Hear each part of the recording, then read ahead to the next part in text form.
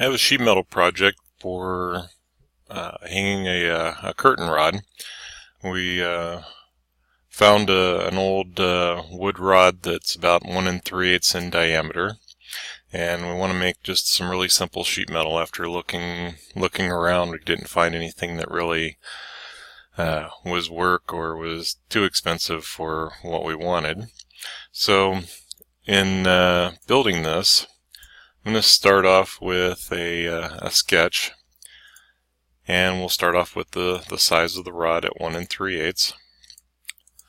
And I am kind of thinking that overall we'll be carrying a load of about 25 to 30 pounds of cloth and dowels and whatnot, so need to have a fairly substantial piece of sheet metal. Probably would do, I'm going to stay with aluminum, easy to work with, and I'll plan on probably 1/8 of an inch, but if I find a piece that's 3/32, about 2 millimeters, that would still be fine. Since this is going to have a span of about 12 feet, between 3 and 4 brackets will carry the load. So, initially it's just a bunch of good guesstimates, see what we can do.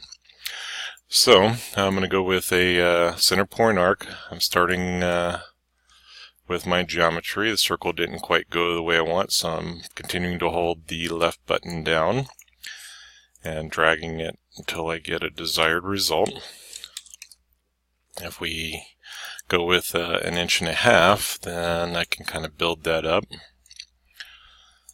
I don't really care if it's that much deeper than the rod, not really expecting it to jump out or have to have any kind of real retainer there. So a center line going to my center circle, and I kind of do those construction circles by habit, is that if it's an object and I want it to be construction, then we go to the right mouse button and change to construction geometry, or we'll highlight the item and click for construction. Alright, so let's go to tangency, and that'll give me the set. So when one stays blue, that usually means that it didn't go tangent. So as I drag that in point, kind of expect it to create that sharp. So one more tangent, select Control Select on the keyboard and mouse, and now I have my geometry. Alright, so about the same thing on the width. We'll bring that back. Kind of just rough positioning the rest of the geometry here.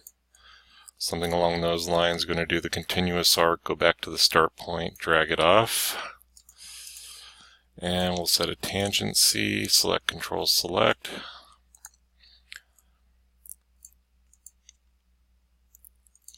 And we'll set that to be concentric. And then a thickness, 3 it should be enough. So 375. We'll set up a location for the bin line, since I'm thinking of this in terms of flat, where I'd want the bin line sticking out from the wall. The rod should be about, 3.5, 4 inches. So we'll see what that looks like. Move a little bit further, and I'll set my distance for the flange to be about 1 inch. So when I actually get around to making this bend, then we'll have the flange in a couple of the holes. Let's go ahead and put a height dimension. So there we go. It defaulted back to the center line. So one quick click on the escape. I would think about 3 inches. I'm just kind of visualizing as I go that I have a whole location and a whole location. Maybe just see what 2.5 looks like. Let's say 2 looks pretty good there. Alright, and then I'm going to be using probably the 1/4-inch anchors. So we'll set a distance of 0.5. Make it fairly close to 1/4 of an inch.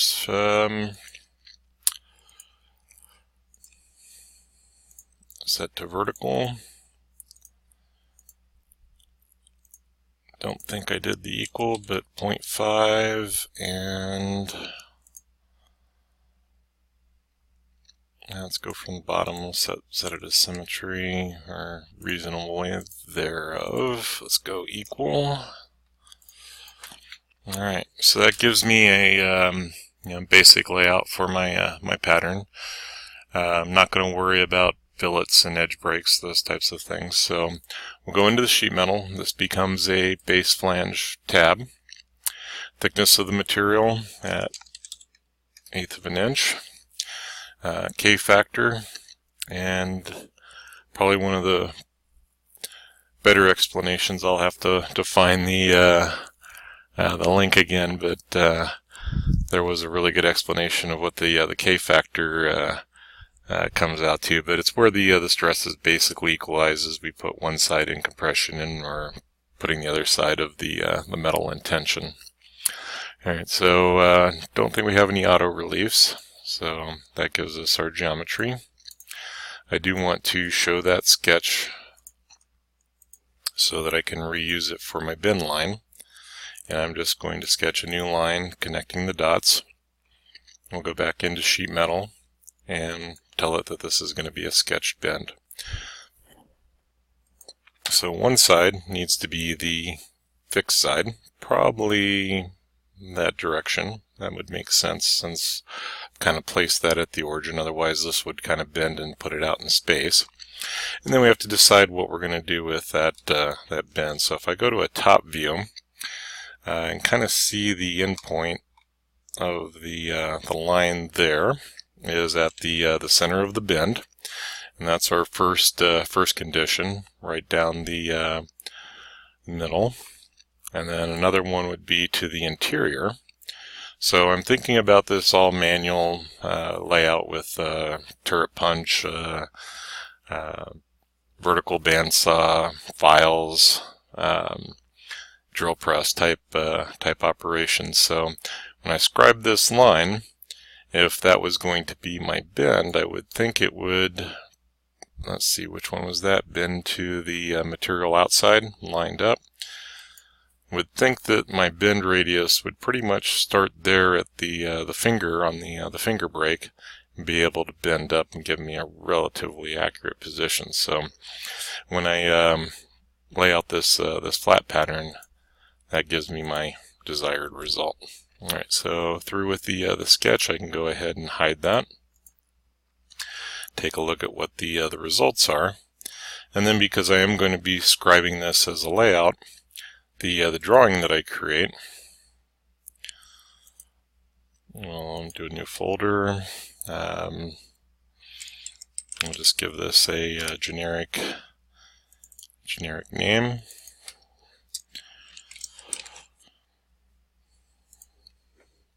And go about setting the drawing. So let's see what we have for defaults. I would just as soon go to the if nothing is involved, a size 11 by 8.5 inches. I got a little carried away there, so not exactly sure what I punched in. And if that was in millimeters, then I am very small. So let's try that again. Alright, so multiple views. We want the flat pattern. As soon as I click on that A flat pattern, that's really the one that I want.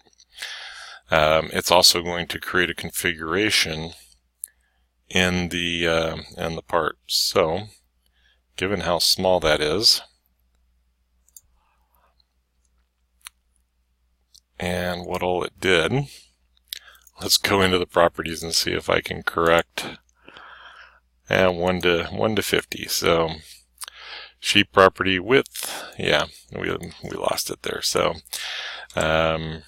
width is 11 inches and the height is 8.5.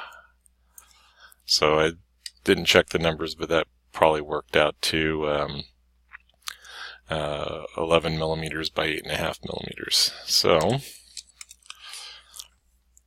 let's apply the changes, and we'll zoom to all. I need my in there, and right now we're set to use the sheet scale of 1 to 50. Should be able to get to 1 to 1 without too much problems. If the printer is calibrated or close enough to size, then I could also use this as a template or a layout. So for the actual dimensions, then let's go with an ordinate. Oh, jumped out of that. Do the down arrow. And so if I pick a horizontal, it's showing me which direction to go, vertical, which directions to go. I kind of like the ordinate dimensions where I just pick the start, and we're going to go to each of those locations. Alright, so basically duplicated on that one. Alright, so as the starting point, let's see, since I kicked that out, I need to add to the ordinate. Would like to know where that endpoint is at, since I can pretty much take a scribe and put in that dimension, put in that radius. Alright, so if we open that up with the 1.5 inches, then that leaves just vertical.